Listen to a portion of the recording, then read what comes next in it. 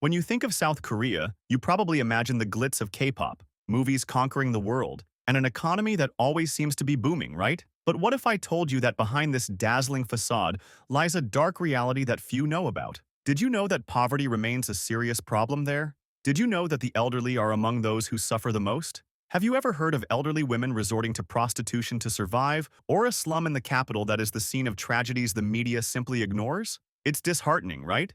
South Korea may be small in territory, but its presence is gigantic. Located at the southern tip of the Korean peninsula, it connects Asia with Japan and is bathed by the East Sea. Its geography is full of contrasts. Modern skyscrapers share space with mountains that cover much of the territory, while the old and new coexist in harmony. Seoul, the capital, exemplifies this blend, where centuries-old temples stand alongside futuristic shopping malls along the Han River. Every street tells stories of resilience and transformation, with markets brimming with Korean culture and street food. 70% of the country is mountainous, with Mount Halasan on Jeju Island standing out.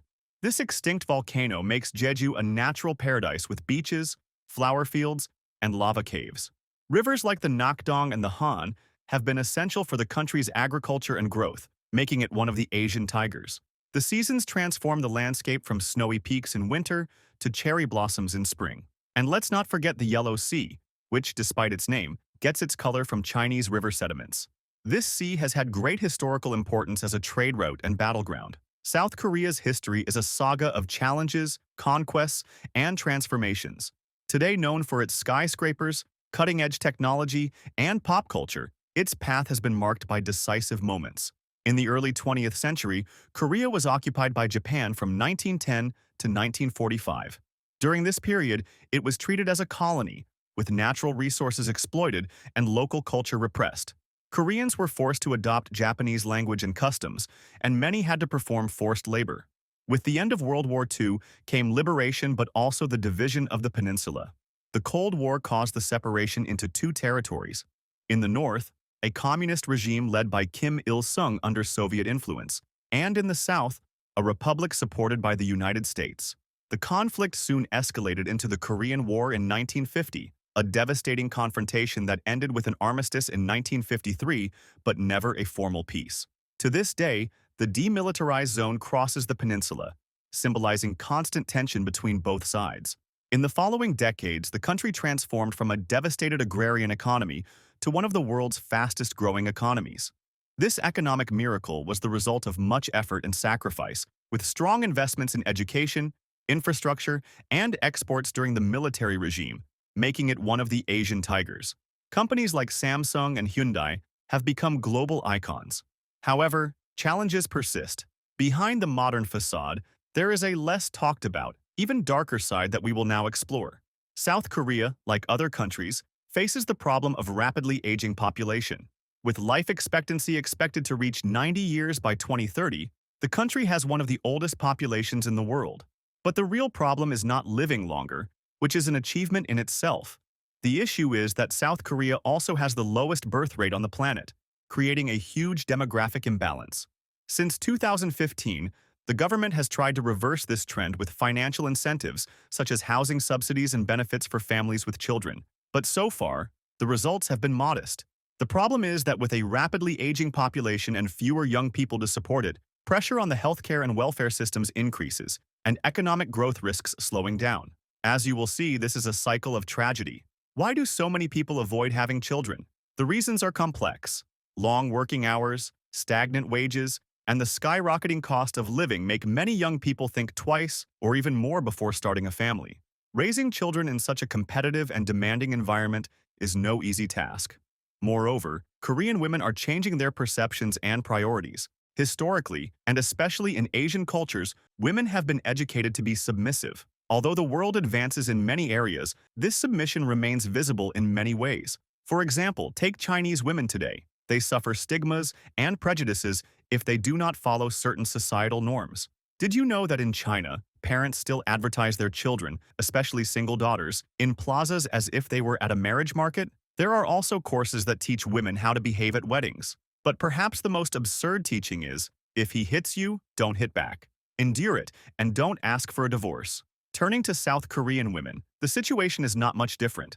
Like the Chinese, many Korean women face a society that remains prejudiced and often extremely sexist. However, things are starting to change, and more women are choosing not to seek local partners. A movement called 4B has even emerged, which translates to the four things not to do: don't date, don't have intimate relationships, don't marry, and don't have children.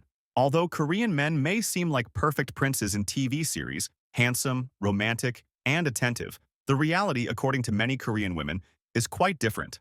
A recent survey shows that about 65% of the country's women do not want to marry or have children. Why? The high rate of domestic violence means that for many, marriage is just an entryway to even bigger problems. Structural sexism is everywhere. For instance, a politician in Seoul once blamed women for the increase in male suicides in the country, claiming that women entering the labor market are stealing jobs from men, driving Korean women away from marriage and leading men to take their own lives. This is precisely why women are distancing themselves. The result is little interest in marriage, an almost non-existent birth rate, and a generation increasingly disillusioned with the idea of starting a family. And if you think the challenges end there, you are mistaken. Behind all the cultural extravagance and cutting-edge technology lies a dark problem: poverty. Beneath the shine of technological exhibitions and South Korea's economic success lies a grim reality that rarely comes to light. Although the country ranks 23rd in the United Nations Human Development Index, ahead of nations like Italy, France, and Spain, more than 16% of South Koreans live in poverty. The saying that art imitates life couldn't be more accurate in South Korea. Poverty and class disparity were brutally exposed in the movie Parasite and the series Squid Game, which depicted the reality of many, showing the parallel lives of those who have everything and those who can barely survive. In Parasite, for example, we see a portrayal of semi-basements, the famous banjiha. These homes, now a symbol of inequality, are one of the few affordable options in Seoul's notoriously expensive real estate market and are inhabited by young people and low-income individuals. These basements emerged in the 1970s as bunkers amid tensions with North Korea. Over time, and with Seoul's modernization, the government allowed these basements to be used as residences for migrants from rural areas. The reality of these homes is harsh: poor ventilation, drainage issues, water leaks, insect infestations, bacterial exposure, and limited escape routes. But with rising housing prices in Seoul, banjihas remain the most affordable option for many, becoming a painful symbol of inequality in one of the world's richest cities. This inequality became even more evident in 2022 when torrential rains, the heaviest in over 100 years, caused flooding in neighborhoods south of the Han River. Many of these neighborhoods were submerged, and tragically, some families who couldn't escape in time lost their lives. Most terrifyingly, even with all this precariousness, some people cannot even afford a banjiha. At some point in your life, you might have come across images of slums with piles of houses online. At first glance, they might remind you of the hills of Brazil with their favelas, often called communities that dominate the landscapes of large metropolises. These communities can be scary, but are a common sight in developing countries like Brazil or the famous Comuna of Medellin in Colombia. But what about the favelas in the world's 10th largest economy? It seems hard to believe, but they exist in South Korea. The photo we showed earlier was one of them, Guryong.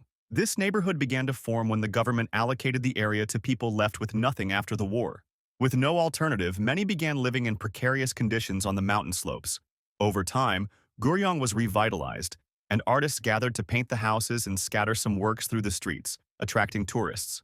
Today, the neighborhood is known for its colorful houses, narrow alleys, and scattered sculptures. A popular spot is the statue of the Little Prince with a fox, where many people line up to take photos. But in the heart of the capital, Seoul, there is a shanty town that hasn't had the same luck. This place started to grow in the 1980s when the government demolished houses in poorer areas, causing mass evictions. They had no alternative but to settle in a more isolated region, forming what is now one of the last shanty towns in the capital. The contrast between Guryong and the modern city surrounding it is striking. While the towers of Gangnam, the city's financial district, symbolize progress, Guryong remains a relic of another era. There, homes are made of corrugated iron, wood, and tarps, and living conditions are harsh. These homes often lack basic sanitation and adequate heating for the icy winters. Residents struggle to survive on low wages and face the constant threat of eviction as real estate interests see potential in the land. Living in Guryong means facing daily challenges that many of us couldn't imagine. Residents often lack access to clean water and proper sanitation. Heating in winter, when temperatures can plummet, is often precarious. Basic infrastructures like healthcare and education are lacking, and beyond these material deficiencies, the residents face social stigma.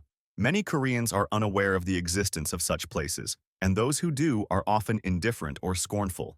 This exclusion and marginalization only exacerbate the difficulties faced by the residents of Guryeong. But Guryeong is not alone. Many of the elderly in South Korea face similar hardships. Despite the country's modern image, over 43% of the elderly live in poverty, the highest rate among OECD countries. They often have to continue working in low-paying jobs or rely on government assistance, which is often insufficient. Some elderly women, known as Bacchus ladies, are forced into prostitution to survive. This is a heartbreaking reality that is often hidden behind the facade of modernity and progress. In conclusion, while South Korea may be a land of glitz and glamour, technological advancements, and cultural exports, it is also a country with deep-seated social issues that need addressing. From the plight of the elderly to the existence of shanty towns like Guryeong, the country's rapid development has come at a significant human cost. It's crucial to recognize and address these issues to ensure a more equitable and just society for all South Koreans.